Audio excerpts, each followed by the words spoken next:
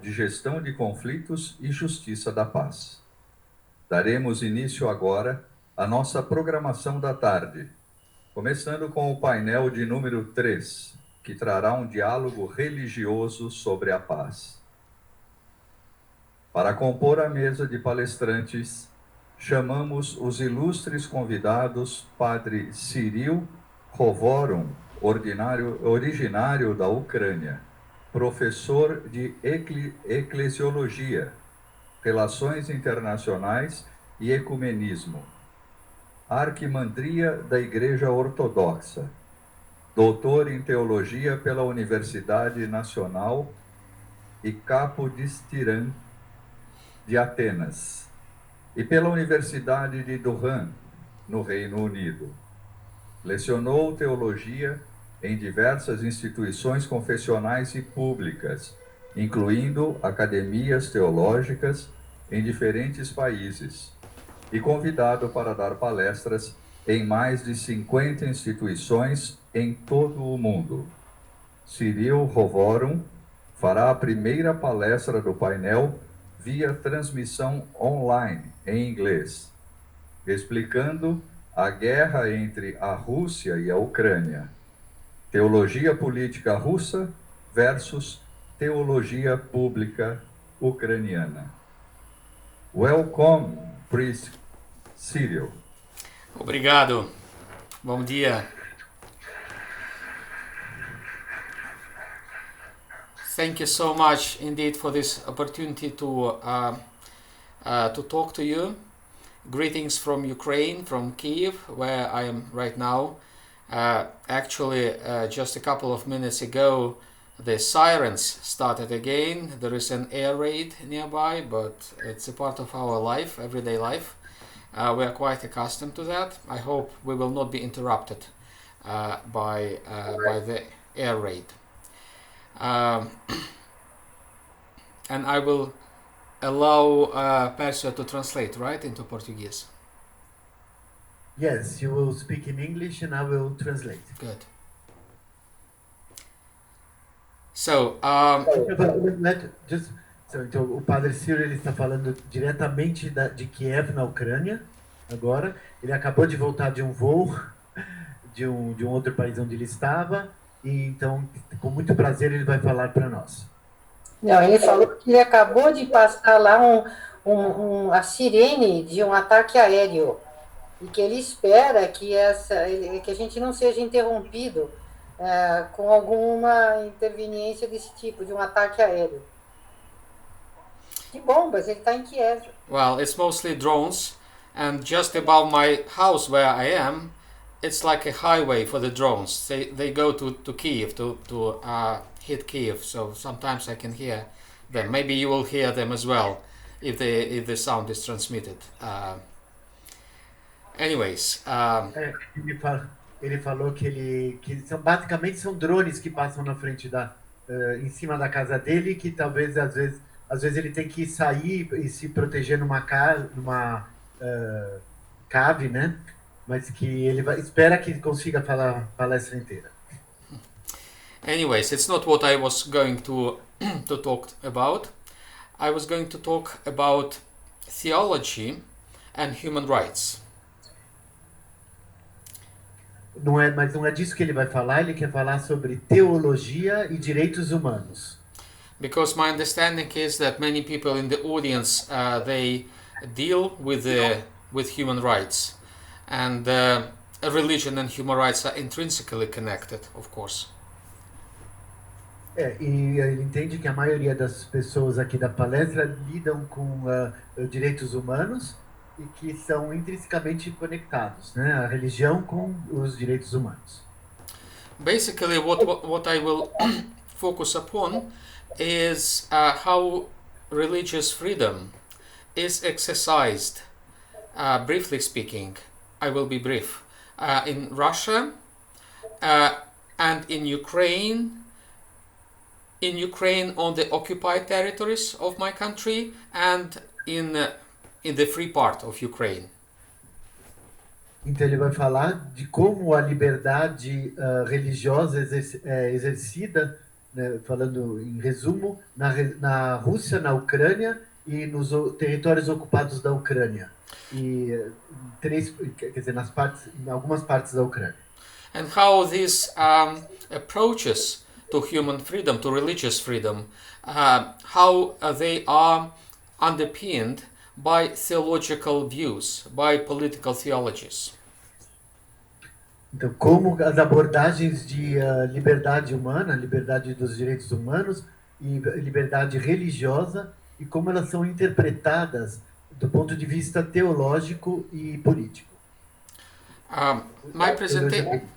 My presentation is based on 3 reports. One is the annual report of the United States Commission on International Religious Freedom from this year, 2025.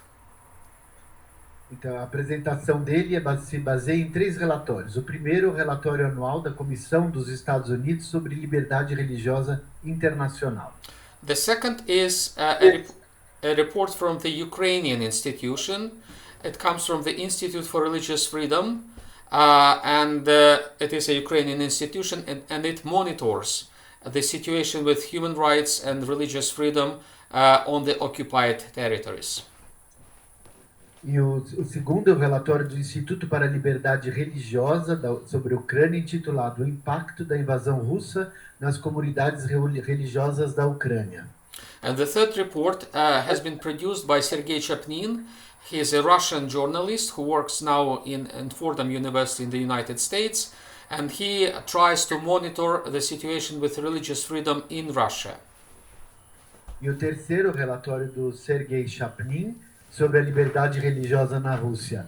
Ele é um jornalista que trabalha hoje em dia na Universidade Fordham, nos Estados Unidos.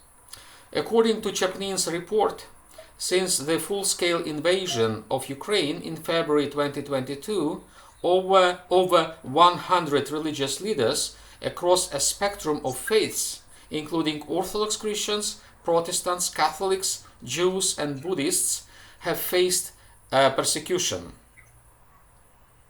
Então, de acordo com o relatório do Chapnin, de fevereiro de 2022, mais ou menos 100 líderes religiosos, including Orthodox, Protestant, Catholics, de diversas fés, né? Ortodoxa, protestantes, cristãos, católicos, judeus e budistas já têm enfrentado perseguição. Right. And there are 3 basic ways of persecution exercised by the Russian authorities, both political and ecclesial authorities. Então, as bases, né, os direitos, eles foram basicamente perseguidos, exercidos pelas autoridades russas, tanto para autoridades políticas quanto eclesiásticas. One way is labeling individuals and organizations as foreign agents, which implies heavy legal, financial, and social penalties and consequences. Então, uma das formas é rotular indivíduos e organizações como agentes estrangeiros, o que implica em penalidades legais, financeiras e sociais. This oppression comes from the civil authorities in Russia, from the state. E a opressão que vem das autoridades civis da Rússia e também do Estado, né? The second way comes from the church. So the church helps the Russian state to prosecute, to punish those church figures or church leaders. E a segunda forma vem das instituições religiosas, quer dizer, as instituições religiosas, as igrejas russas perseguem as pessoas e as figuras da igreja e os líderes da igreja. Yes, and so far 38 clergymen have been suspended or defrocked for their opposition to the war. Existem processos canônicos dentro da Igreja Ortodoxa Russa, onde pelo menos 38 clérigos foram suspensos e excomungados por se oporem à guerra. as you know, in the Catholic Church, usually the Church protects its clergymen against the persecution from the state. When the state oppresses clergymen, priests, or bishops, the Catholic Church protects them. In the Russian Orthodox Church, the leadership of the Russian Orthodox Church helps the state to prosecute the clergymen. So the Church does not protect its clergymen when the state wants to punish them. Porque normalmente o que acontece é que o Estado persegue, então, os clérigos, as pessoas da igreja. E normalmente a igreja ajuda eles a se protegerem. Mas nesse caso, a igreja russa, ela se aliou ao Estado e eles perseguem os clérigos, tanto a igreja quanto o Estado. So those basically the pattern is like this. If the state wants to prosecute a priest, then the church first removes the priesthood from that priest. That priest gets defrocked. And then as a lay person, defrocked person, he is eligible to the state criminal prosecution. And some priests end up in prison, or they are forced to go outside in exile. O que acontece é o seguinte: primeiro a igreja excomunga o clérigo, então ele passa a ser um leigo, e como leigo ele pode ser perseguido pelo Estado, e em acontecendo isso, ele então vai ser muitas vezes colocado em prisão, e outras vezes ele vai ser expulso do país. So basically the Orthodox priests, who belong to the majority religious group in Russia, to the Russian Orthodox Church, they are persecuted. They constitute one of the most numerous groups of the religious figures who are persecuted by both the state and the church. Então, basicamente, os padres ortodoxos, eles vão perseguir, quer dizer, ser excomungados, e aí uma vez que eles, pela igreja ortodoxa russa, e uma vez que eles são excomungados, eles constituem um grupo de pessoas religiosas que são perseguidos pelo Estado. Eles passam a ter tratamento de leigos. Como? Eles passam a ser tratados como leigos. Exatamente, passam a ser tratados como leigos. São submissos a leis laicas. Yeah. But the Orthodox priests are not. It is a large group, but it is not the largest group. The largest group is Jehovah's Witnesses.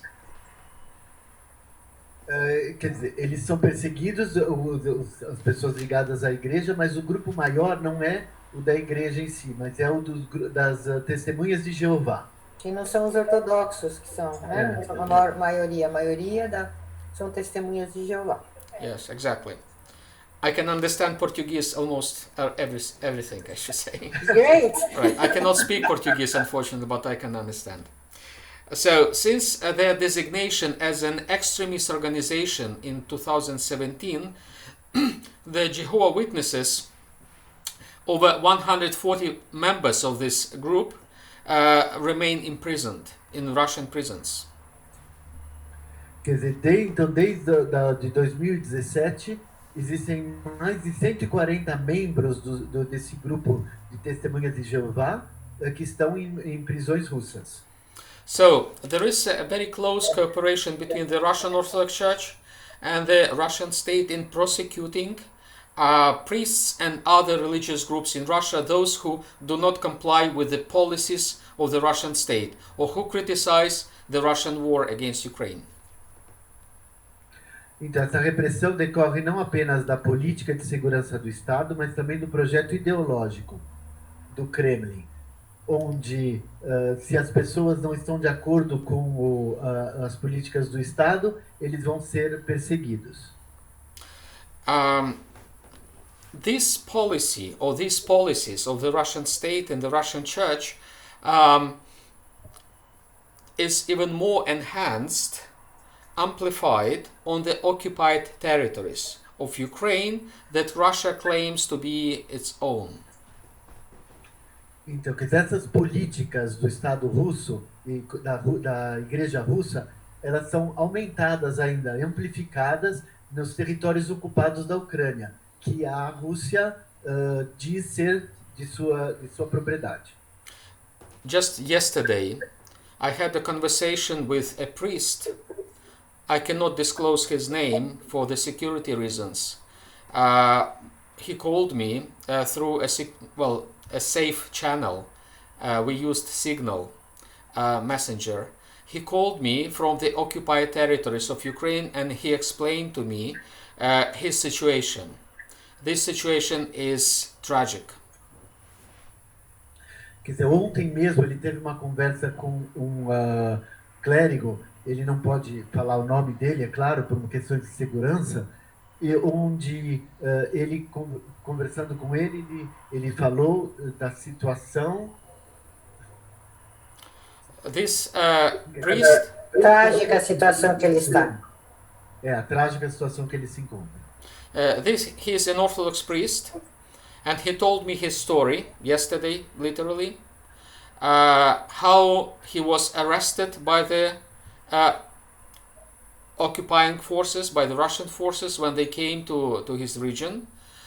He was arrested, he was put to like a cell, to a prison, he was tortured with electricity.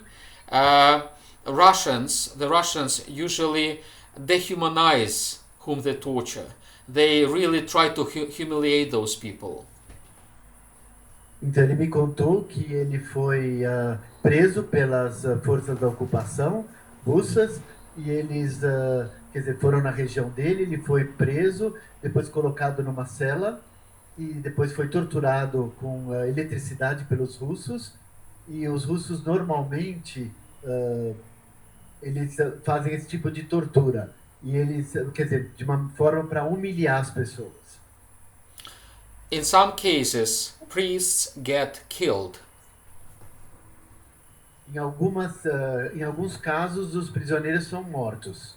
So it's not very different from the situation, for example, of dirty war in Argentina, when also some priests were killed, and we know those stories.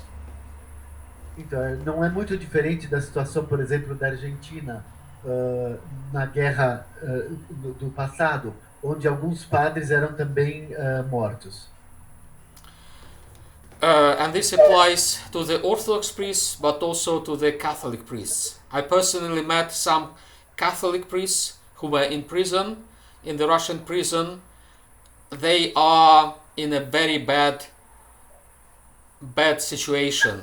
They are broken. They have been humiliated.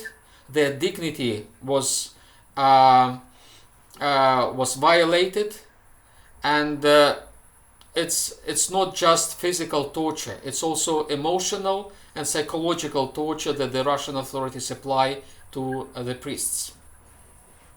Então, isso acontece não só com padres ortodoxos, mas também católicos. Ele teve contato com vários na Rússia, onde eles são torturados, humilhados, não só fisicamente, mas também torturados emocionalmente. So this is the situation, briefly speaking, in the territories which Russia claims to be its own. Either it is the internationally recognized borders of Russia, or it's the occupied, unrecognized internationally territories, which we call in Ukraine temporarily occupied territories. Então, isso acontece principalmente nos territórios onde a Rússia diz ser dela, né? E que são fronteiras que não são reconhecidas como fronteiras da Rússia, e principalmente nesses pontos é que acontece isso. This attitude to the human rights, to the human dignity, is underpinned by a sort of theology.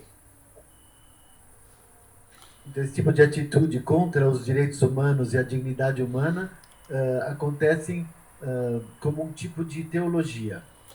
By the way, just maybe you can hear the siren outside. It's quite loud outside. Maybe the microphone doesn't catch it, but anyways.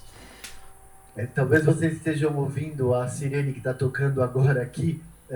Está alta, mas o meu microfone não pega esse som. Mas eu acho que talvez vocês tenham ouvido. This is another kind of torture, and it's a group torture that Putin applies.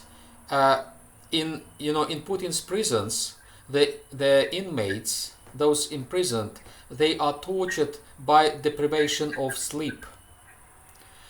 When someone wants to sleep, to go to sleep, that person is kept awoken. The officers in the prison they do not allow that person to sleep. This is a sort of torture, deprivation of sleep. Esse tipo de coisa é o que acontece também nas prisões do Putin, onde as pessoas são impedidas de dormir. Então, quando elas são mantidas acordadas na prisão e elas não podem, não deixam que elas possam dormir. Então, isso é um outro tipo de tortura, né?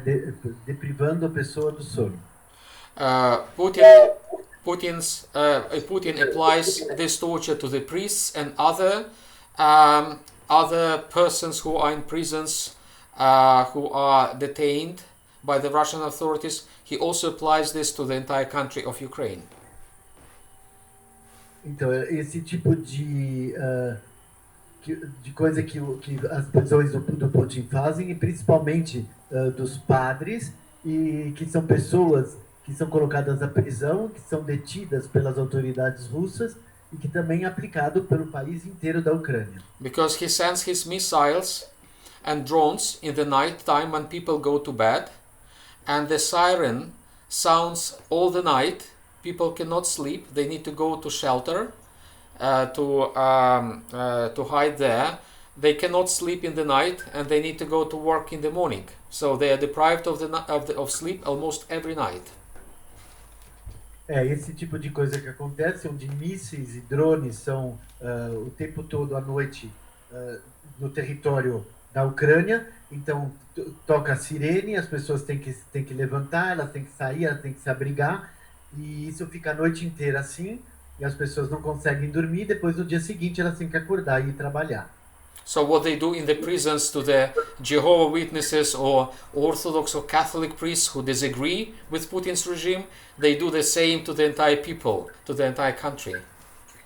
Então, mesmo que eles fazem nas prisões com as testemunhas de Jeová ou os padres ortodoxos ou católicos, quer dizer, aqueles que não estão de acordo com o regime do Putin, eles são privados do sono, né?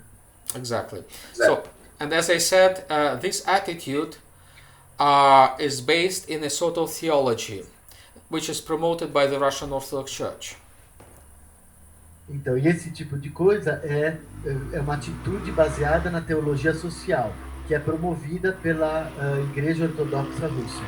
Which is also a denial of the basics of proper theology as it should be. Que também é uma negação da teologia adequada e básica que deveria ser. I was personally a witness when I worked in the Moscow Patriarchate. I worked in the Moscow Patriarchate for a long time, and I observed how the Russian Church elaborated on a doctrine about human dignity. E que eu, por exemplo, fui uma testemunha, porque eu trabalhei em Moscou, na igreja de Moscou, na igreja ortodoxa russa, e por muito tempo, e eu observei que a igreja russa é elaborada na doutrina sobre a dignidade humana. The idea behind this doctrine about human dignity was to replace the doctrine about human rights. So from the Russian perspective, human rights was bad, and they wanted to replace human rights with human dignity. Então, que de acordo com a igreja russa, a doutrina da dignidade humana é uma doutrina que eles queriam substituir os direitos humanos pela doutrina da dignidade humana. The idea behind this doctrine of human dignity was this, that an attitude to someone should depend on the moral doings, moral status of that person. In other words, if a person is a sinner, he does not deserve dignity. So he doesn't have human rights, he should not have rights, and he doesn't or she doesn't deserve dignity. Only those who are who live pious life, as it were, they deserve dignity. That was the bottom line of this doctrine, in a nutshell. Então, a doutrina em geral da dignidade humana é a seguinte, que, de acordo com a igreja russa, tudo é levado de acordo com a atitude moral da pessoa, o status moral da pessoa. Se a pessoa é um pecador, ela não tem direito à dignidade humana. E ela só terá direito se ela for uma pessoa pia. É essa pessoa que vai ter direito à dignidade humana. However, in reality, what happens when you deprive someone of human rights, then eventually you deprive that person of human dignity. Mas na verdade o que acontece na realidade é que se você priva a pessoa dos direitos humanos, você está privando a pessoa da dignidade humana. And those priests whom I met and whom I talked with, they are a testimony of this rule, because the Russian doctrine behind the war, it denies human rights, and as a result, the attitude of the Russian army to the individual human beings, it's like to an attitude to the animals. It's worse than to the animals. Those people are completely deprived of dignity. Então, e tem vários padres que são testemunha disso, porque se a pessoa é privada dos direitos humanos, então ela se torna privada também da sua dignidade humana. Então é uma atitude como dos animais, é até pior que dos animais. As pessoas são privadas da dignidade. And this story that we witness in Ukraine demonstrates, brings us to a very important conclusion, that the only precondition to respect human dignity is by respecting human rights. Então, e essa história, quer dizer, que eu fui testemunha, o que acontece na Ucrânia demonstra que para trazer, que vai dar uma conclusão muito importante, que para haver uma dignidade humana, precisa haver respeito dos direitos humanos. So basically, the bottom line of the Russian political theology is no human rights, and as a result, no human dignity. Então, em resumo, a política russa, a teologia política russa é de não ter os direitos humanos e, como resultado, não haver dignidade humana. In Ukraine, we try to follow a completely different way. We protect human rights. Human rights are very important for us. We fight for them and we die for them. People die in the front line for human rights in order to preserve human dignity.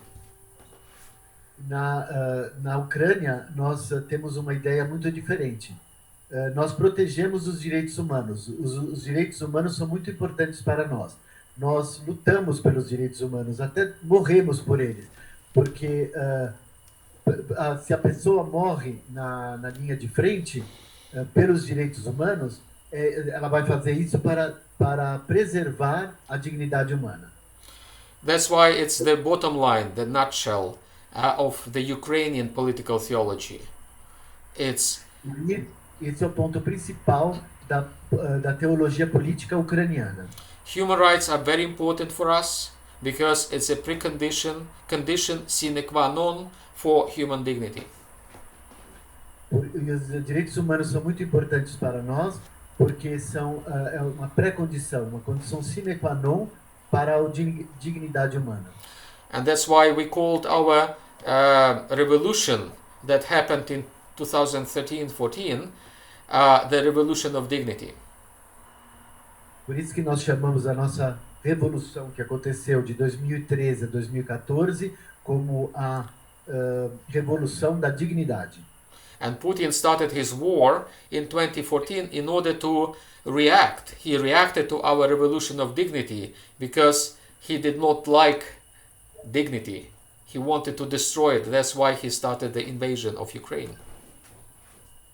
É por isso que o Putin reagiu contra a Revolução da Dignidade em 2014, porque ele não gosta da dignidade, ele queria destruir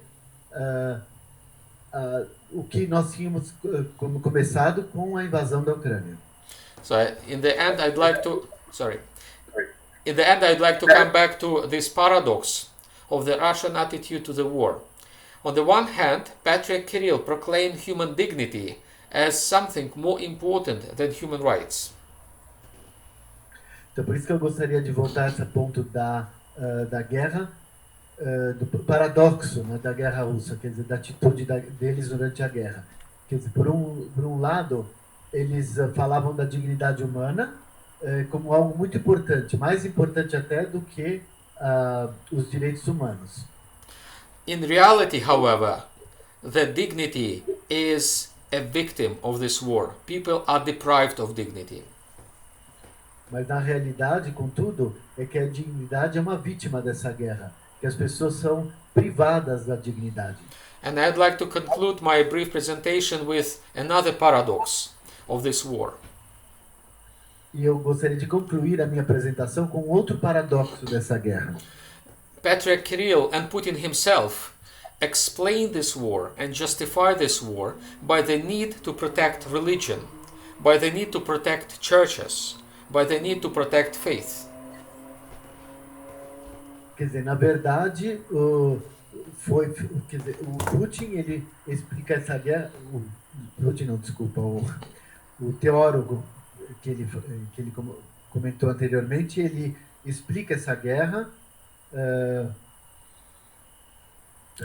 Chaplin, ele explica essa guerra como uma justificativa para essa guerra, pela necessidade de proteger a religião, a necessidade de proteger as igrejas. Mas eles, na verdade, precisam proteger a fé. Because in reality, just like dignity, human dignity is destroyed, so the churches are destroyed. And primarily the Orthodox churches are destroyed, which Putin and Kirill claim to protect. Então, na verdade, se você destrói a dignidade humana for destruída, então as igrejas serão destruídas, e principalmente a igreja ortodoxa. As igrejas serão destruídas e que, na verdade, o Putin fala que ele quer proteger. And I would like to share with you some pictures that I have taken myself when I visited the front line. It's a territory area in Ukraine which is very close to the front line, and I saw myself with my own eyes many churches destroyed by the Russian fire, by the Russian missiles. So those who came to protect religion and churches themselves destroy those churches, just like those who come to protect human dignity against human rights destroy human dignity and human rights. Então, ele vai mostrar agora alguns slides de igrejas do qual ele próprio tirou na linha de frente de igrejas na área da Ucrânia e que são muito próximas dessa linha de frente. E ele viu ele mesmo, com os olhos dele, que muitas igrejas são destruídas pelo fogo russo, pelos mísseis russos. On your screens you can see...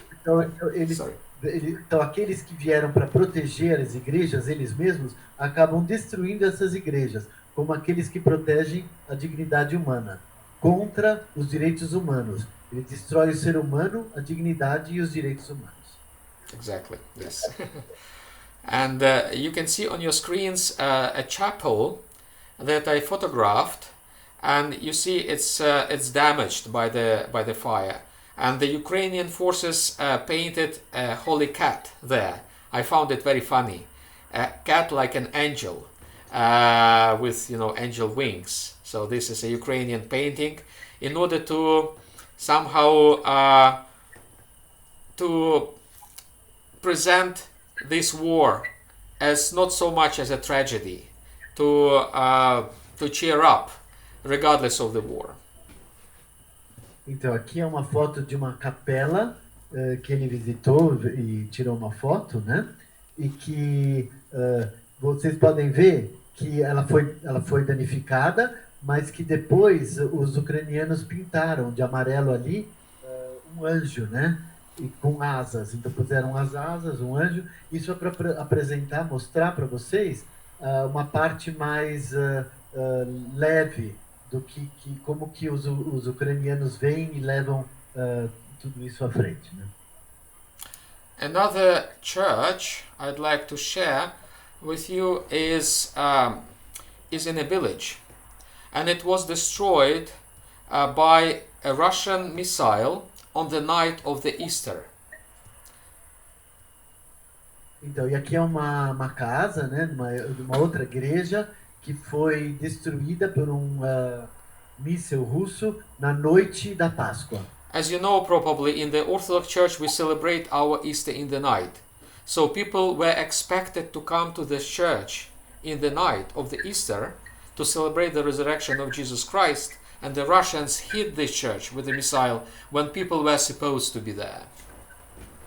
Então, nessa vila, as pessoas, na noite da Páscoa, eles vinham quer dizer, eles esperavam ir à igreja para celebrar a ressurreição de Cristo, e os russos, então, atiraram mísseis para as pessoas que supostamente estariam ali. That's what remains of this church. Isso é o que sobrou da igreja. This is the altar. Esse é o altar. Fortunately, we have curfew, so in the night people not allowed to circulate, and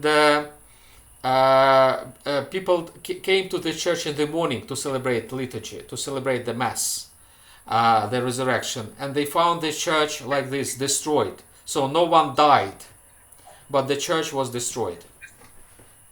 Na verdade, naquela noite eles não foram à igreja, eles tinham o jantar, então eles não foram à igreja, e as pessoas vieram de manhã na igreja para celebrar a liturgia, e aí a missa, e aí eles encontraram a ressurreição de Cristo, e aí eles encontraram a igreja dessa forma. Yes, this is another picture of the same church. Aqui é uma outra fotografia da mesma igreja. Yeah, the same. É a mesma. This is another church destroyed. Aqui uma outra igreja Damaged. destruída. This is a cathedral in Odessa. It's very important. It's almost like, I would say, I don't know, it's like São Paulo, basically, in Ukraine, at the seashore. It's a big city, huge city, and it has had this beautiful church which was damaged by the Russian missiles. That's how it looks like. It's a cathedral. Então, aqui essa é uma igreja de Odessa. Odessa é uma cidade praiana, e ela é como se fosse a Catedral de São Paulo, né? A catedral na cidade de Odessa, uma cidade importante da Rússia, e foi da Ucrânia, desculpa. E foi destruída pelos russos dessa forma. And the missile destroyed the altar, the holy table in the church. Então, o míssil destruiu o altar e tudo que tinha na igreja. And I find this icon very symbolic. You see, this is Jesus Christ without face. He is defaced because of this raid, because of this missile. So for me, it's almost like a symbol of this war, when the Russians basically hit Jesus Christ and remove his face. Então, esse é muito simbólico. Nessa igreja vocês podem ver, tem aqui uma imagem de Cristo, onde ele não tem o rosto. E é basicamente isso que acontece. Os russos vão lá e tiram a face de Cristo. And it's almost like removing human dignity from, a human person. é como se estivessem removendo a dignidade humana da pessoa humana. This is a monastery that I photographed as well in Donbass area in the east. E esse é um monastério que ele fotografou It's a St. George na área monastery. no leste. That's the entrance to the monastery, E aqui é a entrada do monastério. and this is what remains of the main church. E isso é o que sobrou da principal igreja.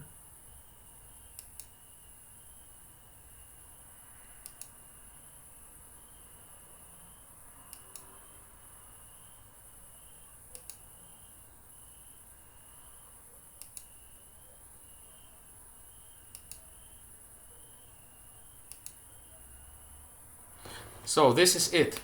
That's what I wanted to share with you today. I think my time is over, and I'll be happy to answer your questions if you have any. Então, pelo momento é só isso que ele gostaria de compartilhar com todos. O tempo dele já acabou, mas que ele está aqui para responder perguntas se for preciso. Thank you so much, Priest Cyril. As perguntas.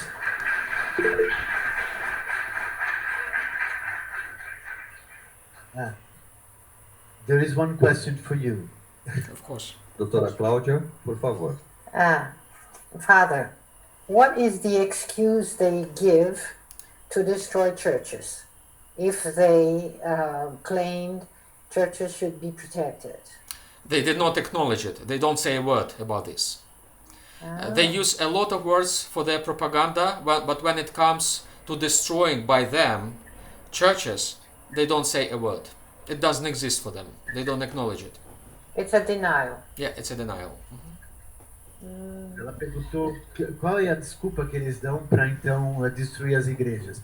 Ele falou que eles não dão nenhuma desculpa, é uma negação. Então eles não falam nada, eles destroem e depois eles não respondem nada por que foi feito, nada. Do you think they want to break their backbone? Their dignity? I think it is already broken. It is already broken, and I think what they've done, it's such a sin against God and against people.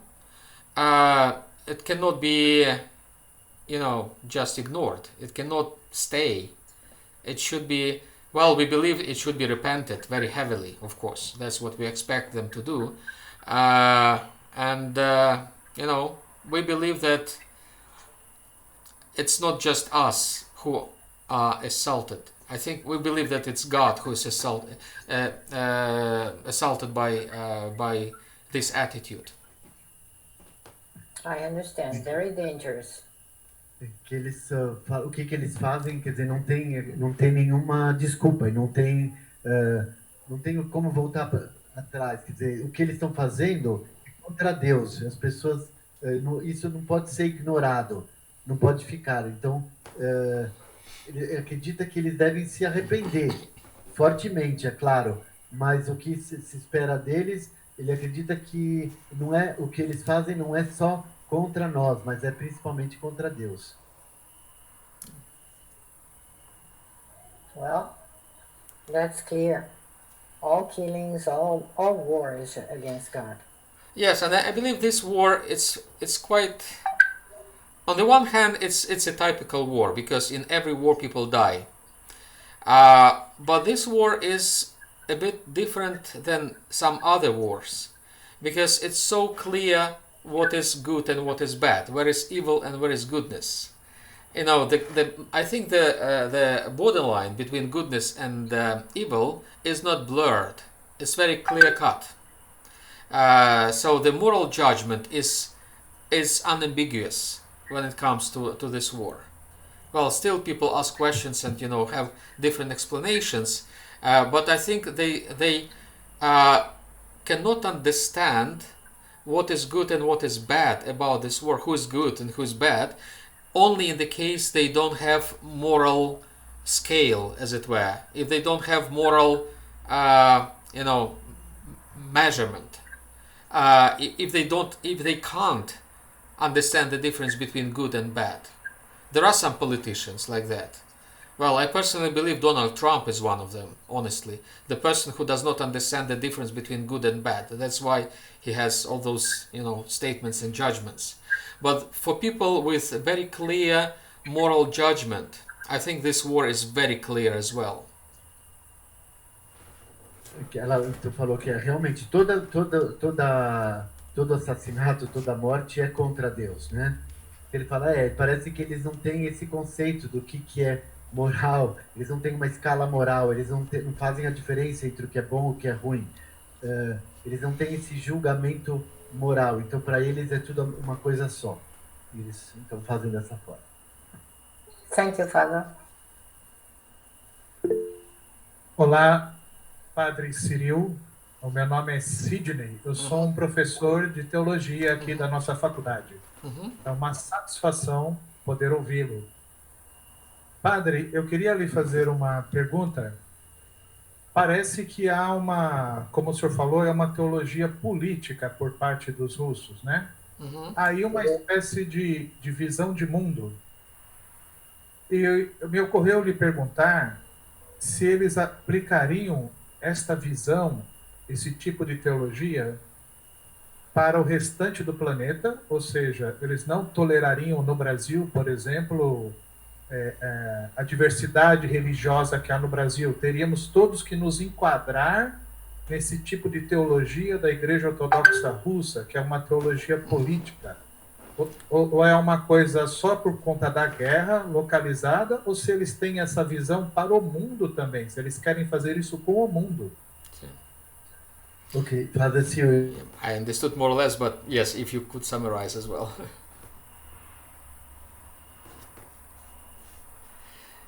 Yes, actually, I should say that in the brief response to this, I'm going to present a sort of political theology that underpins this war when I come to Brazil, to your college. That's the plan, to explain.